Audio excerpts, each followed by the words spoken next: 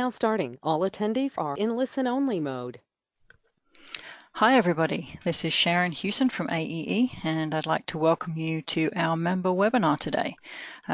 Just a few things to run over before we get started with this.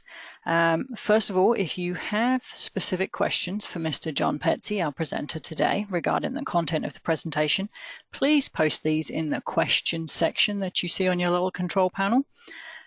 We will address questions as appropriate. If there's a natural pause in the presentation, we may do it there. We may wait till the end to answer the majority of questions. At the end of the presentation, I will close and thank everybody for attending, but if you do wish to receive a copy of the presentation, please email me. That's sharon@aeecenter.org, and Mr. Petsey has kindly agreed to give that to me so that I can share to anybody that requests that. Mr. Petsey will share his own contact information at the end of the presentation, so if you do have any additional questions that are not addressed during the Q&A today, but would like to reach out to Mr. Petsey yourself, you may do so. Please also be aware that you will receive a link to today's webinar recording and to a certificate of attendance in the next couple of days. So once again, thank you for attending. I'm going to go ahead now and introduce our speaker for the day, Mr. John Petsey. Mr. John Petsey joins us. He is principal and co-founder of Sky Foundry. They are the developers of SkySpark, which is an analytics platform for building energy and equipment data. John has over 30 years of experience in building automation, energy management, and the IoT. He has served in a variety of senior level positions for manufacturers of hardware and software products. Mr. Petsey is a cum laude graduate of Worcester Polytechnic Institute of Worcester, Massachusetts. He is also a member of AEE, and he is a frequent speaker at various industry trade events and has authored numerous technical papers. In 2006, Mr. Petsey was chosen as one of the 10 pioneers of M2M by M2M magazine, now Connected World magazine. So we thank Mr. Petsey for joining us today and sharing his knowledge and expertise, and I am going to pass the presentation over to Mr. Petsey. Thanks, Sharon. Appreciate being with everybody today and talk about this really important subject. But I think it affects everyone that is involved in helping building owners operate their buildings properly and efficiently, and that is how we can utilize data to do that. So let's get right into it. We have access to a tremendous amount of data from different systems in our building. Of course, we have building automation or building management systems, but we've got utility data, metering data, et cetera. And like that little person at the right, you know, human beings aren't really good with reams and reams of raw data. We need tools so that we can turn the data into useful information, because we know somewhere in that data are keys to better system performance. So we're really left with a challenge of how are we going to utilize data effectively. And if we think about it, the way we create value from data with analytics is to detect patterns in the data. Now, those patterns might represent an outright fault, but they can also represent a trend where we're heading to a fault or a problem. They can also represent KPIs, relationships, correlations. But in the end, they're information that gives us opportunities to improve the financial performance of our facilities. And when we think about using data, it really starts with a very simple question. You know, let's ask ourselves, do we really know how our building systems are operating today? And I would say not how we hope they are, but how they're actually operating. Because if we can answer that question effectively, we'd have to be able to answer these following questions, right? Who is it that verifies that the things that they're doing are happening correctly, right? Who's watching that every day?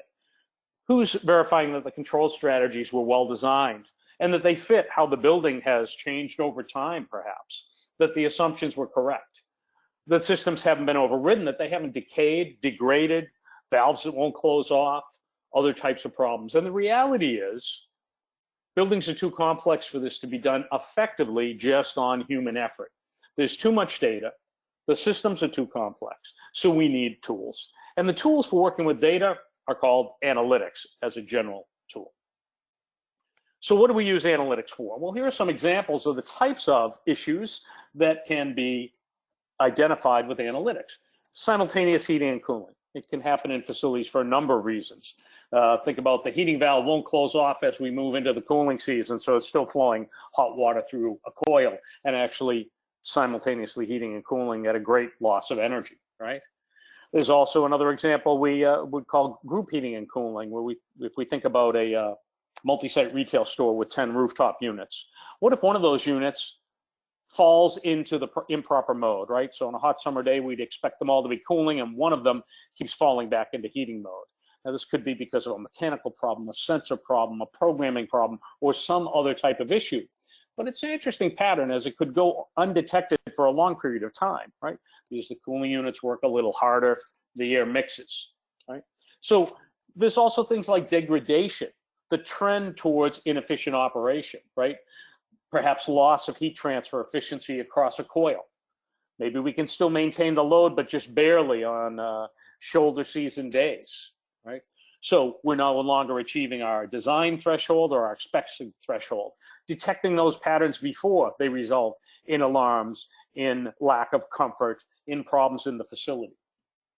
A lot of things that analytics used for are directly related to the data for energy, where we take meter data and analyze KPIs and performance, right?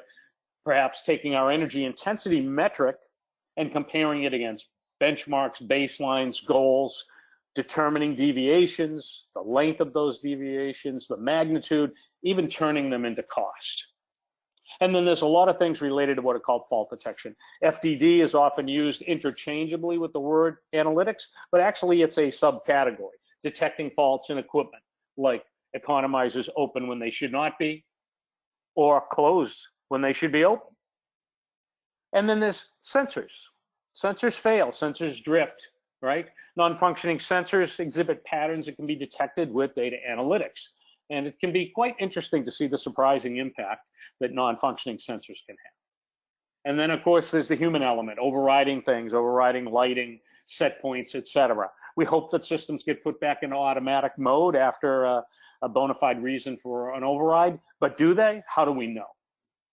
And one of the big challenges we have is, of course, all buildings are different, right? So the things that matter to one type of building are very different.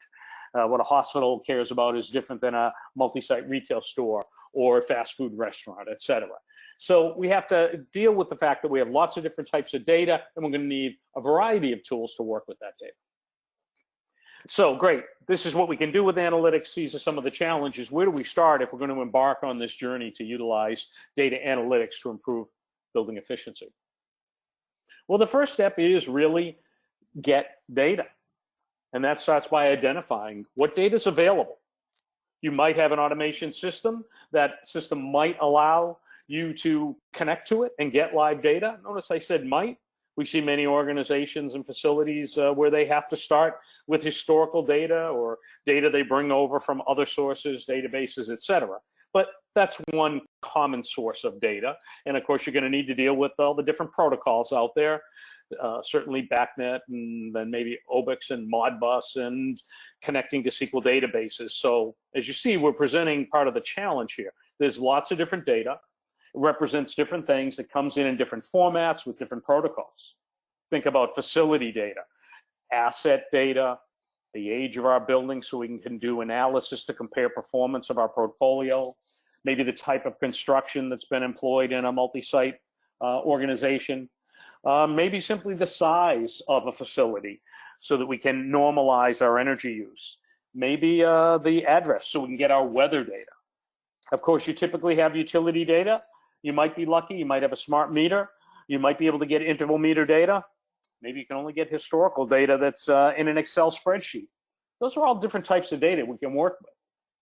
Weather data is important for most facilities. There are numerous ways to get weather data from government services, from commercial services, but those are all important to bring together so that the analytics can find these patterns, correlations, and issues. And we don't want to forget production data. That's often overlooked. What are the facilities used for? You know, if you think about a hospital, their production metric might be the number of beds that are full. Whereas For an office building, it might be the amount of square footage that's leased, or if they have occupancy sensors, the amount of actual occupancy in the facility. And then how will we connect, right? What types of issues we have to deal with to connect to our data. Now we're going to get the data, and once we aggregate it, store it, and normalize it, because this comes from all these different formats, now we can apply analytics. Analytics run rules and algorithms against the data to detect patterns. So basically the process is we're going to acquire data, we're going to model it, normalize it, then we can analyze it, and then present the results to the operators, who hopefully will do something about the findings. So step one, what data do you have? Do you have live data? Can you connect? Right? Do you have historical data that's useful? Do you have facility and asset data? These are all valuable. We see people want to tend to think, well, I have to get connected to live data from my BAS, and there are impediments or costs involved. That's not true. When we're talking about using analytics, we're talking about applying analytic tools to the data available. You might start simply with meter data or data in an Excel spreadsheet. So how will you connect to it? You may run into issues with protocols, legacy systems, security issues. You may see performance limitations of how much data you can pull from a system during any period of time. A lot of the earlier systems have limitations. So these are all factors you need to assess, consider, and hopefully get answers to before you take the next step.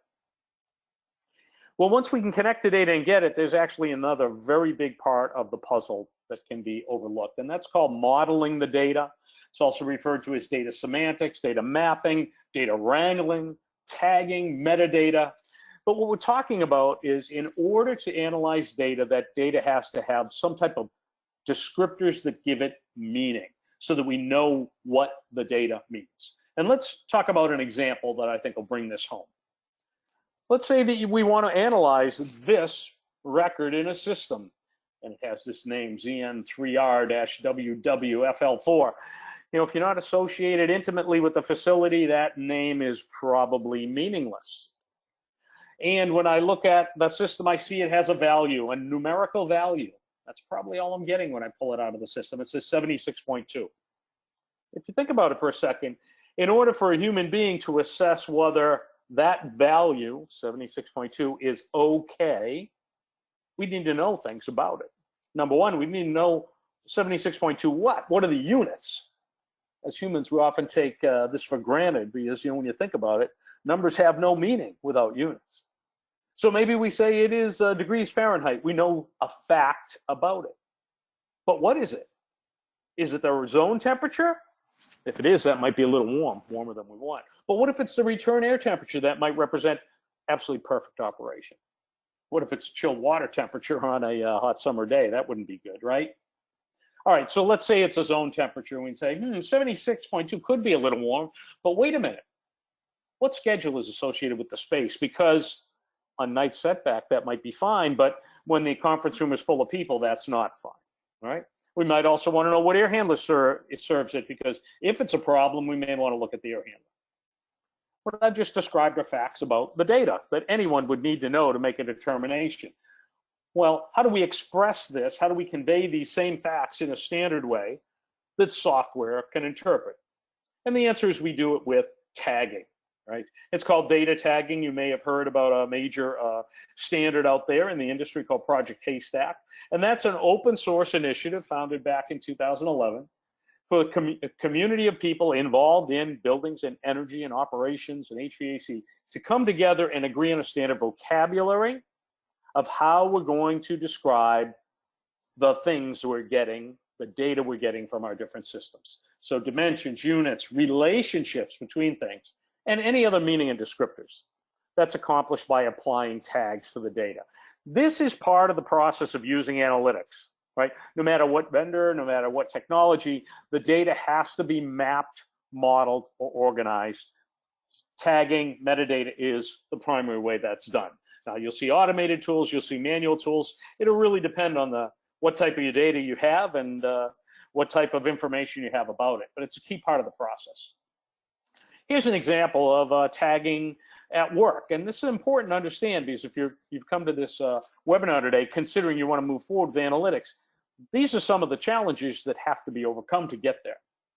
So here's an example. In red, we have the point name, right? We get that from our BAS system. In green, we have the descriptive tags that explain what it is in a normalized format. HU1-SAT is a discharge of air, a temperature measured by a sensor. It's a point, and it has units of degrees Fahrenheit. We also see in blue another type of tag, the association or reference. It's associated with HU1. That's an example of haystack tags in order to describe something that comes out of a control system or a sensor. Now, it's important to have this because this is the standardized way we can all mark up our data. And I think markup is a good example. Let's draw an analogy to the web. Why can I point my browser at your website and be able to read what you have published? We didn't pre-agree on that, right? And the reason is this works because you use a standardized markup language called HTML. If you write your web pages using HTML, people can point their browser and read what you've published, right? That's a markup language. Well, Haystack does a similar thing for device and equipment and sensor data. It comes with the descriptors, and once we have the descriptors, that means we can interpret, infer, analyze what the data means and detect these patterns.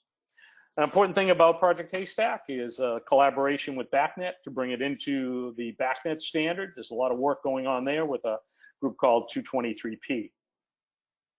All right, great. So that's some background, right? We've identified our data, we've modeled it. Now let's talk about what kind of results can we get from the analytics.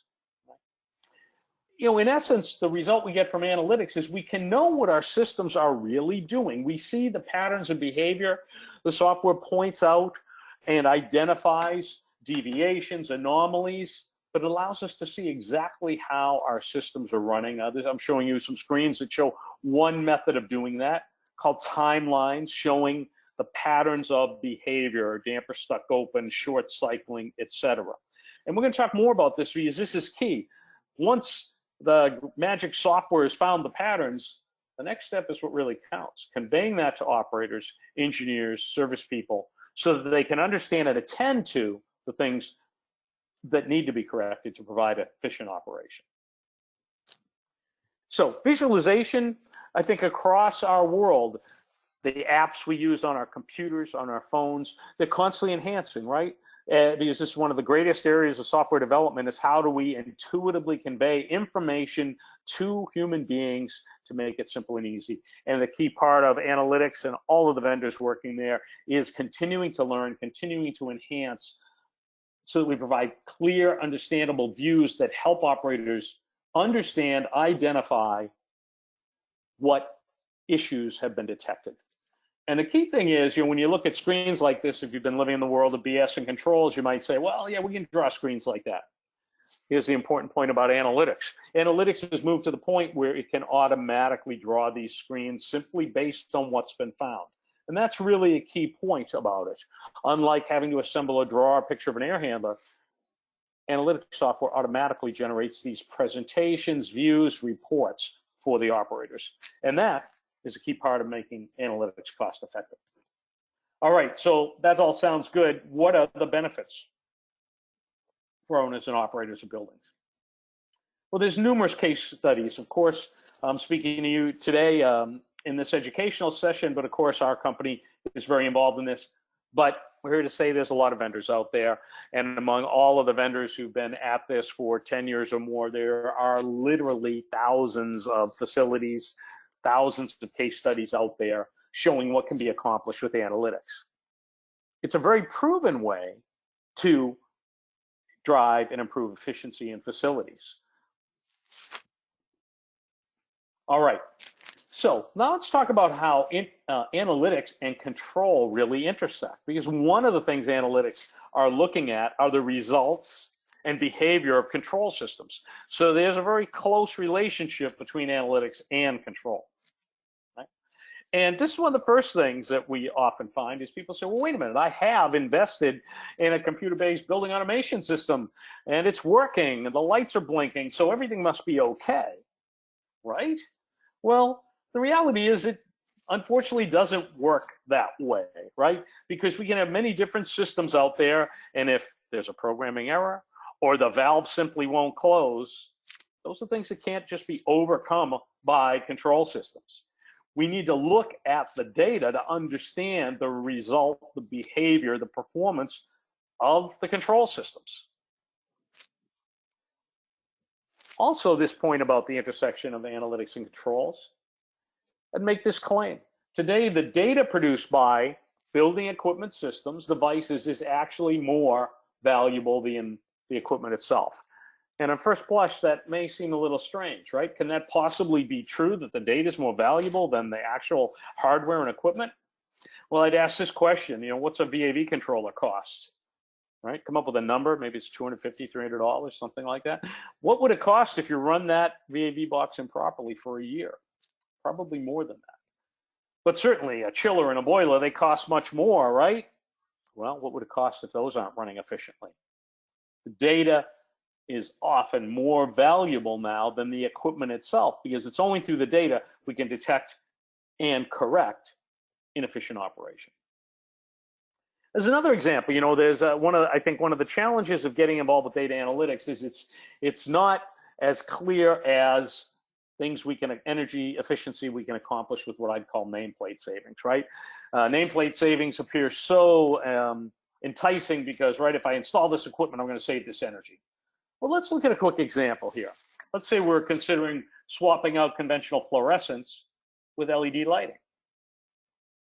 So we'll start with some assumptions. Let's say our energy cost is 10 cents per kWh. And we've got just a small area to analyze, 3,000 square feet. Our existing fluorescent lighting consumes 1.5 watts per square foot. If we install LEDs, we're going to be down to 0.69 watts, a 46% reduction in consumption.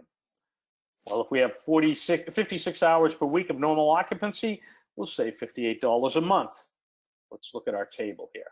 So great, $58 a month we're going to save. We're going to reduce our cost from $107 to $49 a month. Hey, that sounds good, right? Well, let's think about the other side. What if the lights aren't operated properly, right? What happens if the lights get overridden and run around the clock for even 15 days per month, right? I would say from building operators I talk to, that's not an uncommon problem. Well, you know what? That's 240 wasted hours of operation. Let's run the numbers on that. 240 of wasted hours of operation, that's $50 a month, basically negating all of the savings from putting in the LED lights. Now, this isn't a point about LED lights not being a good thing. The point is, nameplate savings aren't as simple as they might appear, right? They may be easy to calculate, but how we control that equipment, how we operate it, is going to affect whether we really get the end savings. And what will help us do that? Well, that brings us back to the whole topic of data and performing analytics. All right. One of the other topics here is, building owners, facility management professionals, they're basically facing a deluge of new products and technologies, right? And one of the things we think is helpful is to kind of put some structure on breaking it down. We often see people look at, well, I have BAS alarms. How's that different than analytics? I have an energy analysis tool. I want to use fault detection. Let's compare those four major categories just to see the differences. They can be subtle to explain, but they're very clear and important. So alarms, right? Every BAS system probably has some alarms. So what's the difference with analytics? Well, let's look at it this way. An alarm is when you're on the gurney in the emergency room and people are putting tubes into you. Something we would like to avoid, right? Analytics, those are the lab tests you take at your physical to make sure you stay out of the ER, right? Another key point about alarms is it means, in order to effectively use alarms, it means you fully understood the possibility of the issue ahead of time. And you know what? There's a lot of things we can build alarms for, but as we know, our buildings are complex. The interaction of systems is complex. Analytics find patterns and issues that you could not have possibly foreseen. And the other thing about analytics, you can add an analytic rule today, and it'll go back in time and analyze all your existing data. If you add an alarm today, it'll work going forward. So people apply analytics to their existing data to get real view on how their systems have been performing, as well as continuing forward. The other thing about alarms is they're in the controller, they're dealing with the stuff the controllers know, right? But if I want to correlate equipment type or age or vendor against faults, problems, performance, weather effects, production factors, oftentimes that data isn't in the control system. It's not coming in from a temperature sensor or a flow sensor. So alarms are really limited to the inputs and outputs they're sensing in the controllers. Alarms are really comparing a value to a limit now, right at this moment, right?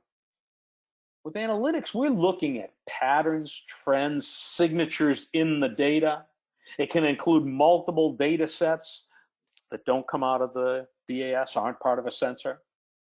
The other key point is alarms require touching of the end device. Now, many of you on this call today might be commissioning professionals, energy engineers, M&V professionals. Typically, you're not allowed to go in and edit or change or modify a control system. So it becomes a very limiting place to try to apply analytics because you actually have to change the programming in a controller. What we want to do with analytics is work at the data layer outside of the control system, analyze the data to determine things about our equipment operation, controls operation, et cetera. And of course, we're probably all familiar with one of the other challenges of alarms is the cascading alarm problem, right? You have one root cause and you get 240 different alarms, but they all track back to that. Well, analytics looks deeper and clarifies all of that this is the real issue. It's not flooding you with alarms. So they're different. We're not saying one's better than the other. You need both, but they're fundamentally different. Here's a good example, right? Let's say we had a typical alarm. Let's detect when my kilowatt demand goes above a specified limit. We're going to detect that in real time. You're going to get an alarm. Hey, guess what? You went over your limit. You've exceeded your demand limit. You're going to get a ratchet charge for the next 11 months. Kind of like being in the ER, right? But analytics you'd say, look back across my energy history and identify periods of time and their duration and their level, right? When I was above demand, let me see the pattern of how my demand profiles work. And then let's turn it into cost against my rate so I can see here when you go above these demand limits, right? And here's what it costs you. That's very different than just letting you know, hey, you blew it. It's too late now. You've incurred a charge. Well, then we have analysis tools, right? And there's great analysis tools out there, right? But what the role analysis tools fit are really there for the experienced user. They're for that energy engineering expert who can sit there, use the tools to slice and dice data, find patterns, et cetera. They're really using their brain, their gray matter to do the analytics. Now, the tools help them do that, and they're very important, but the human's an essential part of that analysis. And if we know what we want to look for, wouldn't it be good if we can tell the computer to automatically look for it, right? And that's the comparison we'll make here, right? In the top, we have a classic chart of energy demand. We can look at it. We can make assessments based on our knowledge, our experience as energy engineers, and we can interpret it and tell the operator, the manager something. With analytics, we say, hey, automatically go out and find the KW data, plot the pattern, and do a correlation showing me which equipment is running when I hit my demand peaks. And that's what we're seeing in the picture below. And for those of you who work with this, think about how much effort it would take to correlate and align all your equipment statuses with your energy data. Could it be done? Absolutely. Do you have the time? Can you afford to do it? What if software can do it for you automatically? Those are some of the differences between analysis tools and analytics. And let's look at one more example, right? Two totally different types of data. I have a piece of paper from the utility company that tells me all the charges involved in my tariff rate for energy. And then I have data coming from a metering system or a BAS system telling me what my KWH and KW are. Well, with analytics, we can correlate and overlay that. So in the picture there, we're showing an example of correlating energy data, the line graphs, with tariff data, the bar graphs, to show how that energy performance is affecting cost based on what may be very complex charges of my tariff rate. And then the other topic, fault detection and diagnostics. We hear the term FDD thrown around a lot. We view that, and I would suggest that's one subcategory of analytics, right? That's one of the things we do with data analytics in our building systems. Now, fault detection and diagnostics are typically very equipment-centric, and they often are characterized by having predefined rules for a specific piece of equipment that's based on an engineering model, right? So if you have a model of the equipment, then FDD algorithms and rules can run against that model and against your actual data and detect that. And that means that because it's model-based, a lot of the FDD products employ pre-written rules that are based directly on models of equipment. And of course, the more detailed the model, the better we can have predefined FDD rules. But what happens when we go into a lot of buildings? The buildings aren't fully modeled to the level of a piece of equipment, and it's often the interaction between the systems that's really causing inefficiency. So the question is, can you do fault detection and diagnostic when you have no models, either of the equipment or of the end systems? And the answer there is absolutely yes, right? Model-based fault detection is one method of doing it, but you can also do it by detecting patterns, correlations, rates of change, applying linear regression tools and other tools as well. So in the end, the difference is that analytics are automatically and continuously applying rules and algorithms against the data. They're looking for those patterns, trends, correlations, et cetera, and they take the next step to report them to operators with a variety of tools. It could be an email with a hyperlink. It could be an email with an attachment. It's a view that's brought to the user. And the big difference here is continuously running rules and algorithms. You know, lots of things get fixed in buildings, but as we know, a lot of problems come back. So the human doesn't have to continuously do the analysis. Energy engineers, M&B engineers, et cetera, you have the knowledge of the types of things you want to look for. Let's take that great intellectual knowledge, but let the computer be the workhorse to continuously apply it. The other really interesting thing about analytics is they go beyond predefined conditions. They expose things you simply weren't expecting. Not a week goes by that we don't hear from somebody that says, I can't believe this was happening in my system. Because, you know, it was invisible. You couldn't see it without data analytic tools. All right. But now one of the biggest things I have to tell you today, which you might find as a bit of a shock, analytics don't save any money. So why did you invest your time today to come? Well, we make this point here to drive home what's really involved in getting benefit from analytics. Some of you are probably old enough to remember that vehicle there. It was called a thing. One interesting thing is analytics are not a thing. And this kind of goes back to our early example about equipment we can install with a better efficiency rating, right? Well, analytics don't fit in that category. They're not a thing, and on their own, they don't save money because, right, applying analytics to building systems is not just like buying new equipment. We're going to use analytics to analyze data, and what that means is you can't calculate the exact savings ahead of time. If I come in to sell you LED lights, I can get out my calculator and say, this is what you're going to save based on your house occupancy.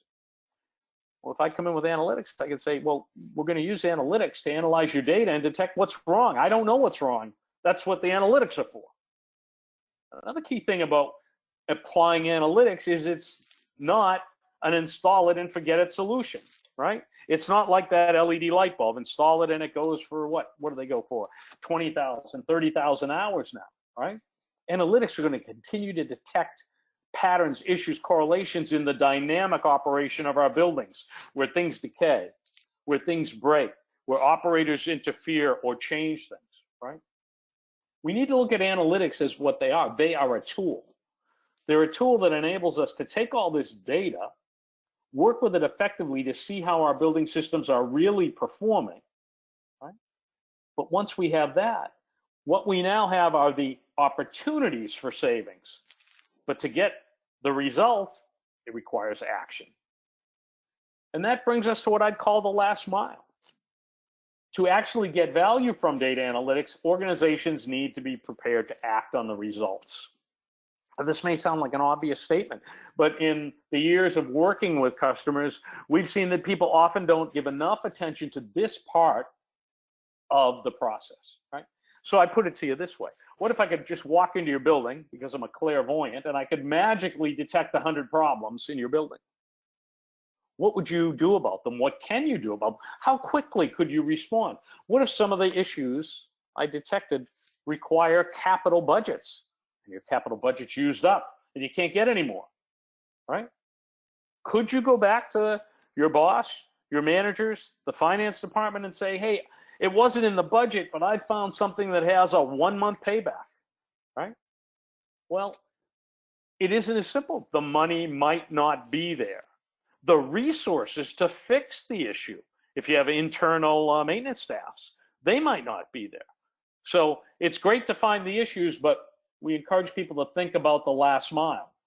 If I give you 100 issues, now let's talk about the workflow process, the resources required, the budgets, whatever, to address them. Again, even if they had something as dramatic as a 1-month payback, which many things detected by analytics do. And I guess the way we kind of characterize this, I would say, is think about it from the point of view of exploration. We probably remember Lewis and Clark, right? The great early American explorers, right? They embarked on a mission that was funded by the government to go and explore west through the unknown. They didn't know what was out there, but they were able to assess and convince people, I think there's enough value to fund this, right? And this is how we need to look at analytics. I know there's information in my systems. We can see the deficiencies and issues of our operation. So we should embark on an initiative in our organization that's similar and actually includes an exploratory component. And you know, this often runs directly into what we've all been trained to do, which is to exercise good engineering practice, right? The engineering paradigm, right? We tend to look at anything we're going to do in the built environment as an engineering project that can be pre-designed down to the finest detail. We design a building, right? From the soil tests on up. We design an HVAC system. We design an equipment upgrade. All of these things are examples of things that can and should be engineered in detail. But analytics are different. Analytics are, we've got to go find out what we don't know from the data. Now, those end results will identify projects that then should be engineered. But we find that people are often trying to kind of commingle these two things, right? Why are they different? Well, I think there's really 3 major reasons. We've talked about the fact that the end result is unknown until you acquire the data. Until you apply the analytics, you don't actually know what your data can tell you. You may have suspicions, you may have past experience, but until you apply the analytics, you don't know. The other big issue is buildings are so different. They have different designs, different equipment. They have different capability to provide data. So my great success story might be totally different from yours, even though you have a great success story. So again, exploratory. The first part of that is what data do you have available? The other thing that's often not considered is defining project scope. Analytics is a tool that could be used in many different ways, from very simple to very sophisticated, right? Maybe we just want to start by applying energy analytics to our interval meter data. Maybe I've got Excel spreadsheets of my last year interval meter data. You can do a lot with analytics for that. Right? That's very different than saying I'm going to go into a 500,000 square foot building, capture the data from every piece of equipment, every VAV box, every zone, every lighting circuit, and apply analytics to that entire set of equipment and data. They both have value. We suggest considering where's the best place to start, because while we're all engineers and love to show what we can do with these fancy tools, if you really think about it, the goal of analytics is actually to generate positive financial outcomes. So maybe you want to start on an incremental approach. so you can get started with analytics, generate value. We see many customers who get started in a small, manageable way with limited, easily available data, generate financial results, and you know what? That paves the way for projects to be approved to continue on to the next building, the next system, et cetera. All right, so how do you deal with this uncertainty, right? As energy engineers, as consultants recommending to your customers, you know, how do you deal with this uncertainty, right? Well, number one, look for proof in the market. There are many, many success stories out there. Analytics have been applied across tens of thousands of buildings. Engage with owners of similar facilities. We've encouraged people to do that, right? What are you involved in? Healthcare, you're involved in higher ed, whatever. Talk to the other people in your organizations, right? At your conferences and meetings. And the other thing I'd say is don't stop when you hear a single good or bad story. I think everyone in this call has probably been in the world of contracting and engineering long enough to know there's always a story about a project that went bad or a project that went great, right? But there's tremendous proof points out there.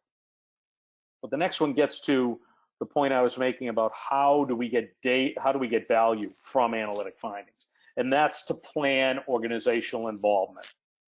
Make sure that the organization knows that they're going to have resources, whether that be outsourced or internal, to address the findings. And as I explained earlier, I think one of the good ways to do that is say, hey, let's put the software aside. What if I told you had 20 problems today? How would you mobilize? Can you mobilize to address them? And finally, we think all of these things can be better addressed by starting with a low-risk project with easily available data, right? We all want to see results from our efforts. And one of the things I say is, you can't put in a half a chiller, right? You got to buy the whole thing and install the whole thing. You can put in a little bit of analytics. Another big difference between analytics and other, if you will, hard goods that we might install to save energy. You can do analytics in an incremental way. All right, so there's some other key aspects of data analytics we want to talk about before we break for questions, right? We've talked about this challenge of how do you get started. We see many, many organizations, all types of facilities. They say, this sounds good, I want to get started, but where do I start? And again, we think, and I'd suggest considering what I'd call a shallow dive project, right? Proving the value with a small investment, low risk, fast results, right? Everybody likes to say, hey, that worked, we got results. As engineers, as service providers, you want to minimize project and financial risk to the customer and to yourself. Oftentimes the big science project where we say, we're going to come in and do it all at once, that can lead to real issues, right? We say identify easily available data. That actually might be over SneakerNet, right? Take it off with a thumb drive and apply analytics to it with your whatever tool you want to work with. Identify the low-hanging fruit so you can prove to the owner, the operator. Now you have a basis. Sorry for the sirens going by. Let's give it a sec. Prove financial value, then you're in the position to do more for that owner and operator. Well, what about the role of the cloud here? Well, if you just skim the press, you'd think that the cloud was a solution to everything, right? Like, I have a hammer, everything looks like a nail. The cloud is a very important element of all of this, but it is not the solution to everything. And let's talk about some of the factors here. One of the things we're seeing is that the first generation of analytics really were, let's bring it all up to the cloud. But all those of us who work with control systems know that there was a day many, many moons ago when controls were just one big central computer. That era of controls didn't last very long, because it turns out that analytics and the Internet of Things and our buildings and control systems are actually a distributed computing challenge. And what we're seeing now is it's now possible to address analytics with distributed computing. And it actually is a very important part of applying analytics to buildings, right? And think about it, it's not possible or cost effective or even desirable to send every piece of data up to a cloud before you can get value from it. Think about the example of a self-driving car, right? We're not going to we can't wait to send the data to the cloud for the cloud to make the decision to turn on the brakes, right? That has to be made where? Locally at the edge. That compute process has to happen out at the equipment level, the car. But you know what? There are things that are better served at the cloud level. I'm sure many of us have Waze or Google Maps or Apple Maps, and they show the traffic jams. How do they know the traffic jam is ahead? Well, they take data from the movement of cell phones and say, all the cell phones were moving at 70 miles an hour and they're stopping. I guess it's a traffic jam. That is better solved at the cloud. So the point is that this is a distributed computing challenge from the edge to the cloud, right? And we're seeing technology now that embraces that, and it provides much more capability and flexibility for the application of analytics, right? All right, so the cloud can't do it all. We want to apply analytics at the cloud for certain applications, but we also want to apply it in the building, at the building level.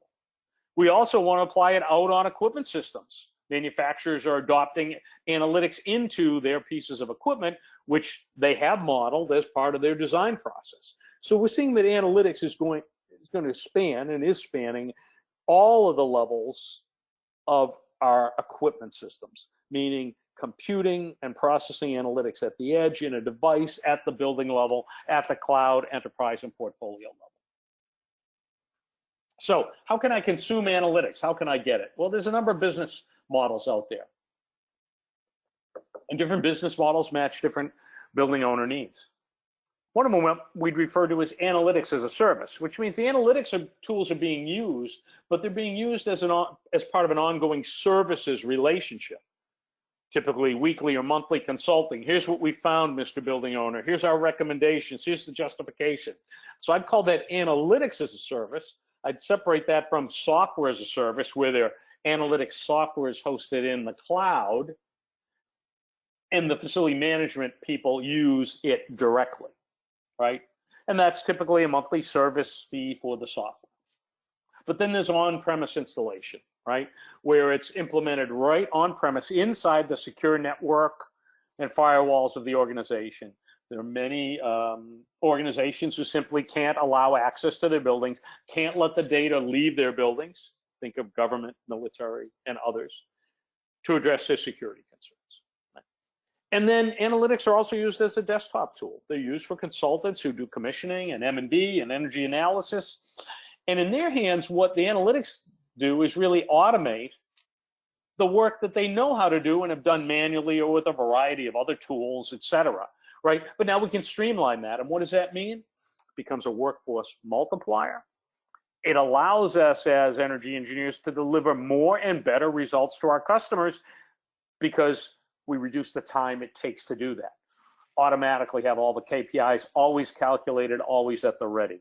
Automatically apply rules against data, whether it be in files or in BAS systems, to detect the patterns that maybe you had to do manually before. So let's get to the summary and leave ourselves some time for questions, right? If we think about the value propositions for facility energy managers, we can think about analytics as really equivalent to an ever-present expert who's watching every sensor, every piece of equipment continuously, doesn't take a coffee break, doesn't go to sleep, right? Showing you how your buildings are really operating. We also see it used extensively to validate against industry benchmarks and internal goals, actually to meet regulatory requirements. You know, there's a lot of requirements for energy reporting and analysis in major metropolitan districts. You can do it manually, but the analytics provide the tools to streamline that. Think about automatically posting your data to Energy Star Portfolio Manager, or pulling that data down and automatically doing the analysis. We see it used during the commissioning and warranty period to actually verify that the control sequences have been implemented and are performing as expected. They're used for automated smart exception reporting, right? More insight than alarms provide. It's used extensively in M&D, but it's also used in just portfolio assessment. We've seen companies who are looking at potentially acquiring buildings, making investments. They want to do a portfolio assessment. how do these buildings perform? How do they perform against benchmarks? How do they perform against each other? And even more insight into equipment performance if that data is available. So it actually turns into that it isn't just about energy efficiency. It's often there to manage risk and liability, right? What if you lease your space to a highly litigious organization? You may need to be able to prove that you maintain the space within the ranges in the lease. We've seen those examples. Well, the interesting thing is it supports the budgeting process, right? We often find those of us in the world of helping building operators run their facilities, we're always trying to get the money for the ECMs, the enhancements, right? And we tell management, look, if we fix this, things will be better. The type of analysis and reporting you get from analytics can really change that conversation. It may be one of the more interesting things we see happen. You can communicate with those financial people with the types of reports, tools, and analysis they live with on a daily basis. And instead of you just trying to convey, hey, I know how these systems run, and I'm telling you we need to make investments, right? So we see a lot of engineering firms say, this gives me the tools to better communicate, better get that budgets approved. This has been proven. You'll find case studies from all of the major manufacturers out there. And the other thing is very fast ROIs, especially if you start with an incremental approach, because you're going to pick up that low-hanging fruit, right, that can often be fixed with a change to a schedule, change to a control sequence, fixing obviously broken valves, equipment, etc. And dramatic savings, 5 to 30% or even more. So I guess I'd leave you with this point. Data, it's a new form of money. So great, we'll open it up to questions now. I'm going to put my contact information up there as well. But Sharon, if you want to, maybe you've been following the questions, I'll be glad to try to field them. Okay, so we actually don't have very many questions, which is kind of unusual. You must have explained yourself very well today. So we do have one. Actually, there's a couple more.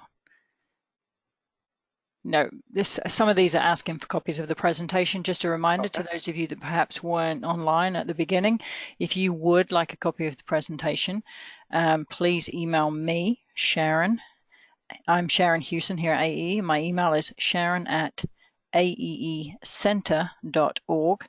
And Mr. Petsy has very kindly agreed that I can share that on his behalf. The one question you have regarding the content is, how do you structure the getting the ball rolling? I.e., do you say, Mr. Customer, we'd like to do a study, etc.? Do you charge for it? Basically looking for input on how to start that conversation. Yeah, that's great, because that's where this all starts. And I would say that rarely do we ever see a customer turn back once they see what analytics can do for them. Virtually never, actually. Again, I think the key to that is easily accessible data, right? If they have interval meter data. But, I don't think any of us on this call here are, in the business of doing work for free. So I think if you define a small manageable project, you should be able to, charge a fair fee for that. Hopefully find a small manageable project that can be paid for out of, discretionary budgets versus, some huge capital project, right, that obviously can't be done that way. Show what can be done. Again, I would say interval meter data can expose some really amazing things. Here's a true case example, right? An owner-operator of Class A suburban office buildings, the 100,000 square foot, 3 to 4 story buildings we see in suburbia, in nice marble lobbies and all that type of stuff. They had 65 of them. Told this story too, said, I'm interested, but what if I only have these 2 pieces of data? And what they had was they had interval meter data. They got that from the utility company. And the other piece of data, interesting enough, they had was an Excel spreadsheet. That spreadsheet had the occupancy times they were committed to in all their leases. By combining just those 2 pieces of data in the course of a week, they were able to identify the correlation of demand profiles against schedules, and found out there were numerous buildings where the systems had been overridden. They were not running according to a schedule. They found buildings starting too early, running too late, right? Something happened along the way. A facility manager did something, maybe to support a tenant moving in over the weekend late at night. They pay back in under 90 days for that, and they became believers, right? And they incrementally moved over the next 2.5 years down to every single VAV box, every piece of equipment in 65 buildings, making money along the way. So I think the key there is, I don't think the point is that it has to be free. I think the key is it has to be low risk, manageable, and one of the biggest keys to that is what data is easily available. If connecting to the BAS system has a lot of security barriers and protocol barriers, can you export the data into CSV files on a thumb drive? Eliminate all that complexity. You may want to go for a live connection with streaming data down the road, but you don't need to start that way, right? Analytics is about finding patterns that have financial value. So that's how I'd respond to that question. Okay, John, can you see the questions panel? Because we now have several more dropping in. Oh, they're coming in. All right. Let's see. Although we need to be very conscious of time too, because we're already we're just maybe 5 minutes from our end time. So people, please be aware, those of you tuned in, please be aware that if we do not get to your question today, I will download a Q&A report and forward that to Mr. Petsey. And hopefully, if you're okay with that, Mr. Petsey, you can reach out to some of these individuals to respond.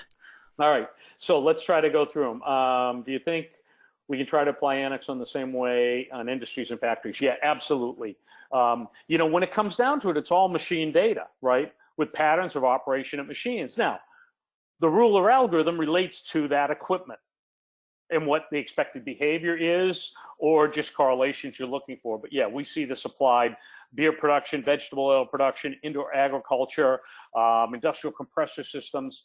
So absolutely, we definitely see it applied on all types of facilities in the fast food industry, applying it on kitchen equipment, which now has microprocessors and produces data.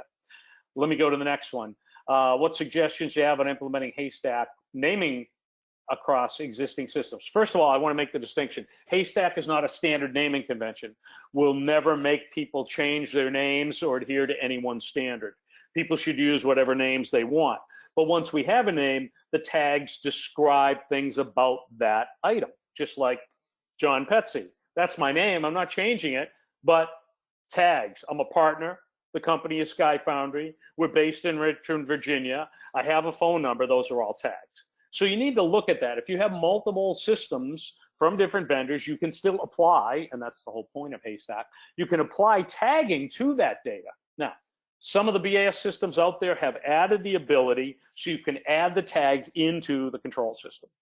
Others don't. You're going to have to do it at an intermediate level. When you take the data out, you add the tags there. There are manual tools, automated tools. You can get involved with Project Haystack to learn more on that. I'll move to the next. More on tagging, regarding the tagging strategy. So let's, regarding the tagging standard, you're using Haystack, but it has poor capabilities for hierarchical relationship between components. I'd suggest you check back. Haystack 4 was released for public review, which includes complete hierarchical taxonomy capabilities based on 8 years of input from people like you about the needs to extend the tagging standard. So I would suggest you look there. If you notice the slide that I showed, the collaboration was between Brick, ASHRAE BACnet, and Haystack to bring together all these different viewpoints, different areas of specialization. Haystack 4 embraced all of that and brought it all together. So go to investigate a little bit more. You can contact me afterwards. I can get you directly to the latest information from Project Haystack on that. Is there any particular AS or SA software you recommend? Again, we all have our day jobs, and we think we've got a great solution and system out there, but there's a lot of good suppliers out there. So I would suggest you do a bit of a search. If you want to contact me personally, I'd be glad to try to help you with that. Any books, reference materials on data analytics as it relates? There was a book published. I don't recollect the name and author right off the top of my head. Again, if you send me a note, I will get that to you.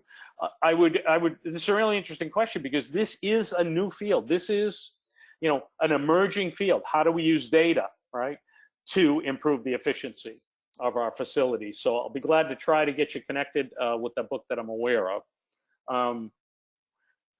Do you see analytics working with blockchain? That question's been brought up. I haven't heard the use case for analytics and blockchain yet.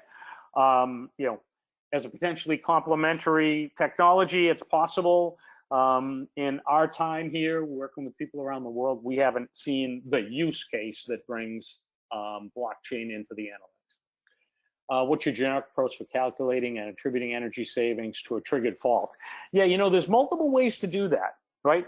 You start with rule of thumb, and we see many, projects that are very successful. You come together with the owner operator and say, okay, these are the types of faults. Let's agree on a financial metric, right? We don't want to over-exaggerate, we don't want to under-exaggerate, but if everybody agrees that if this problem happens, it costs X per minute, hour, or day, right? And then there are projects often related to M&V, we have to get more precise, right? So you can calculate exact energy costs with a tariff engine. We happen to have a tariff engine capability. Other companies do as well. And so you can say that, when this piece of equipment was running at this time of the day, it caused exactly this type of cost. You can do calculations to, what's called disaggregate, right? You take your simple example, take your main meter and maybe have 2 sub-meters for HVAC and lighting. You subtract them and you call the remainder plug load and analyze the behavior of that. I would say that you want to weigh the effort invested in getting to precise savings numbers against the value from it. If everybody will agree that, hey, if this piece of equipment is running outside of occupancy, it's worth X per hour, that's good enough to determine that we ought to fix it. And so again, we caution people that, science projects are good. There's a place for precision, but there's also a place for good rules of thumb and, general cost calculations to drive decisions. And let's see here. Property managers have service contracts with controls, mechanical, electric contractors. Ideally, they should be detecting their systems. So the property manager is going to pay for 2 services. The question is, what is that service arrangement? We often see that people sign up for service arrangements that don't actually involve analyzing for proper operation. They're only there to fix outright failures, right? And we do see, if you will, 2 types of service arrangements.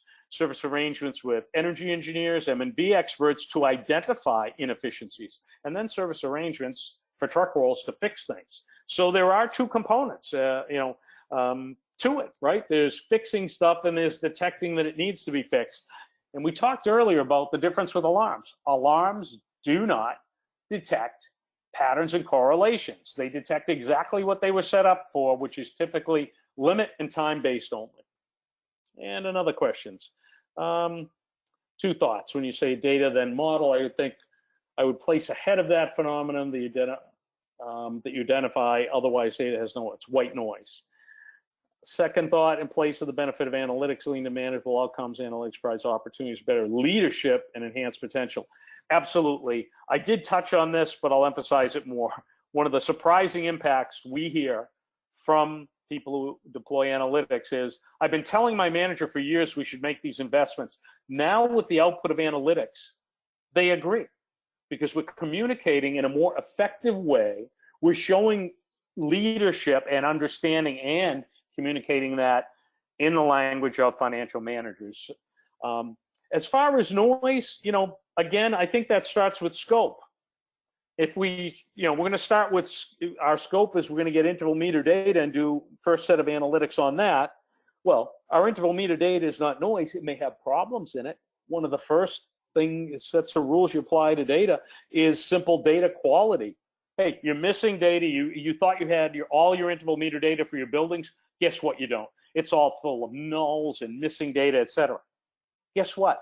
That very initial evaluation was valuable because maybe that owner thought they had paid to get good interval meter data, right? Oftentimes detecting how bad the data is a value, and it doesn't take a dramatic amount of work to do that as long as you can get a hold of the data. Let's see, a couple more. If using analytics for in-house consulting integration can be difficult without project, are there technologies coming out to make integration? Well, I think one of the things we see here is there's a difference between open protocols that allow systems to be connected and data modeling and semantics that allow data to be interpreted, right? And we're working with BACnet, and they're on the path to add tagging to some level in the BACnet standard. But if you're going to have diverse systems, I can pretty much tell you you're going to deal with the data semantics issue, because you have to have meaning and descriptors if you're going to add, if you're going to do analysis and make any sense of the data, right? Now, we see people applying machine learning to that, applying things called regex tools that'll, characterize data, parse the text strings of the names so that a user can say, well, yeah, those are supply temperatures, those are return temperatures. Jeff DeVore, you don't have to read this, just my opinion. I would respectfully agree with your LED lighting examples. Nameplates easy enough to calculate, prescribe schedules. If the schedules deviate higher, the actual savings could be considered additional. I won't disagree with you there. Was trying to make a point about how analytics is different and how even buying lower energy use equipment can be negated by improper operation that can be detected through analytics. All right. Can you speak to the applicability of analytic rules designed for one building with a specific set of equipment and how those rules and the thinking went into them can be used? There are standard rules that apply to systems. Our experience has been buildings are very different. You have lots of standard behaviors you can look for, but you're always going to need to customize rules for different building systems. What might be proper operation for chiller plant A based on its design could be totally inefficient operation for chiller plant B. That should be the good news for the energy engineers and energy consultants, because analytics don't take away the need for that knowledge, that intellectual understanding. What it's going to do is automate that understanding. And with that, I apologize. We're going to have to break here. I'll take one last question. Is there any specific software could be used for building related analytics, or any general purpose software like Tableau? I think what you find is, there's lots of business intelligence tools out there. Historically, they're not well suited to the special type of data we all live with, which is time series data, equipment data, non-relational data. I think that's why there's been a growth of companies in the industry, like ourselves and others, who've developed tools off those same principles, but that are optimized they're optimized for this type of application, right? I've got a lot of different wrenches in my toolbox. When I need to tighten the heads on an engine, I need a torque wrench, right? That's all there is to it. Could I tighten it with a regular ratchet? Hopefully the engine won't blow up. You need different tools, and the type of stuff we're working with here requires a different type of tool. All right, email. They asked for the email address requesting slides. I think Sharon will take care of all of that. I will hunt down that book name and give it to Sharon for follow-up. And with that, thanks everybody. Hope it was helpful too. Well, thank you, Mr. Petsy. We certainly appreciate your time and expertise today. I've been monitoring my email, lots of requests for the presentation, and lots of positive feedback. So thank you once again. Again, the email, if you want to request the slides, is email me personally. It's Sharon, SHARON, at aeecenter.org. So before we close today, just a couple of quick reminders from us here at AEE. For those of you that are interested, we are now up and running with our CEM online training, so you can visit our website and find the details of that, what we have coming up. And also, in addition to that, we have 2 events coming up. We have the AEE West Energy Conference and Expo just in a couple of weeks' time in Santa Clara, California. Love to see some of you there. And then we have our largest of our 3 events of the year, AEE World, happening in DC in September, and that's AEE World Energy Conference and Expo. So we do hope that some of you will be able to join us there. And on a closing note, just to let you know, 2 things, just very quickly. I will be following this up with a link to the recording and a link to your certificate of attendance in the coming days. And our next member webinar is on Wednesday, June 5th at 2 p.m. Eastern Time. So again, you can find the details of that on our webpage. Thank you everyone for joining us. Thank you, Mr. Petsey, for your time and expertise today. And with that, I shall close the webinar.